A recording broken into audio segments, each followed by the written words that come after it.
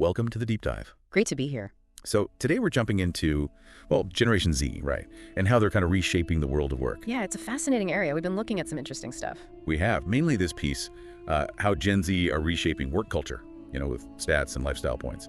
It also mentions a Stanford University report. Right, the Open Virtual Assistant Lab one. Exactly. Yeah. And our goal, really, is to get a clearer picture of the key shifts. Things like mental health, work culture itself, and, well, adaptability too. Okay, so where should we start? The mental health aspect seems pretty prominent in the sources. It really does. It jumps right out. They're apparently more likely to identify as having a mental health condition. Yeah, that's a big finding. Why do you think that is? Is it more prevalence or maybe more openness? That's the million-dollar question, isn't it? Mm-hmm. It seems like Gen Z grew up with maybe more conversation around mental health, so perhaps more awareness. Possibly.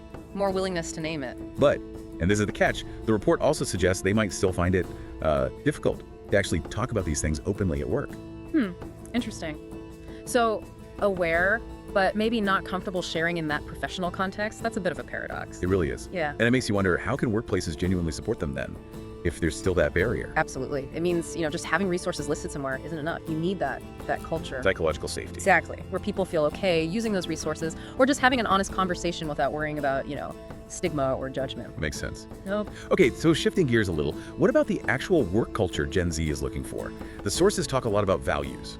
Oh, definitely. And it seems really baked into their career choices, not just an afterthought. How so? Well, that stat was pretty striking. Over 70%, it said, prefer companies with strong ESG principles, environmental, social governance. Wow, over 70. That's significant. It really is. It suggests it's not just a nice to have. It's becoming a major factor in deciding where to even apply. So it's about their work aligning with their broader beliefs about the world. Seems like it. Purpose seems really important. It's not just about the paycheck, although obviously that matters too. Right, practicalities are still there. But this desire for purpose, it probably connects to how they see the day-to-day as well. Work-life balance, that keeps coming up. Huge theme, yeah. The source mentioned for nearly half of Gen Z, so almost 50% work-life balance, isn't just a perk. It's described as crucial, like a key expectation when they're picking an employer. Crucial, that's a strong word. A big shift from, say, previous generations where maybe long hours were more normalized. Definitely seems like a shift. It's driving demands for more flexibility, remote options, hybrid models, basically more respect for personal time. So that old model of just grinding it out in the office might be losing its appeal fast for this generation. Seems that way. They value that separation, that balance. Okay, now, adaptability. That was another point mentioned. Okay. How does Gen Z fare there, according to the sources? Well, this is where it gets maybe a bit nuanced. On the one hand, they're digital natives, right? So incredibly adaptable with technology, new platforms, digital communication. For sure, grew up with it. Exactly. But their strong stance on values, on mental health support, on work-life balance, some might see that as a lack of adaptability. How do you? Like maybe they're less willing to adapt to, let's say, more traditional workplace cultures that haven't prioritized those things historically. I see. So their adaptability is maybe focused differently. They'll readily adopt new tech, but push back against norms they see as unhealthy or maybe outdated. That's a good way to put it, yeah. They might be less willing to just fit in if the structure itself feels wrong to them or clashes with those core values we talked about. So it's not necessarily about an inability to adapt, but maybe a refusal to adapt to things they fundamentally disagree with. Precisely.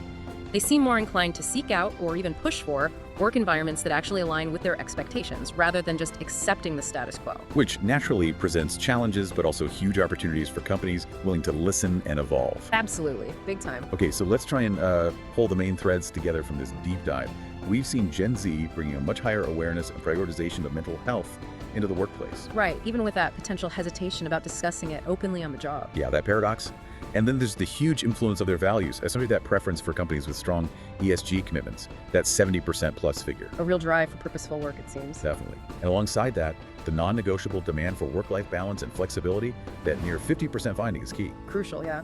Not just a perk. We also touched on their communication style, favoring direct digital methods, often text-based. Quick, efficient communication seems to be the preference. And then the nuances of adaptability. Tech-savvy, yes, but also potentially resistant to traditional norms that don't align with their well-being or values. A different kind of adaptability focused on shaping the environment. And we can't forget the backdrop to all this, right? The economic pressures they face, entering a workforce with high expectations for ethical standards and mental health support. Yeah, it's a complex mix of high ideals and often tough economic realities. So considering Gen Z is, on track to soon be the largest generation in the workforce, outnumbering baby boomers. That's the projection, yeah. A major demographic shift. It really makes you think. Understanding their values and expectations isn't just, like you said, an HR checklist item for employers. Not at all. It's fundamental. It could offer real insights into broader societal shifts, couldn't it? about how we all might work and live in the future. Definitely. Their priorities could reshape workplace norms for everyone eventually. That's a powerful thought to leave our listeners with. How might this generation's focus change the very fabric of work and life balance for society as a whole? Something to consider. Absolutely. Well, if you found this exploration insightful, please do consider subscribing to our channel for more deep dives like this one. Yes, thank you for joining this deep dive. Thanks for being with us today.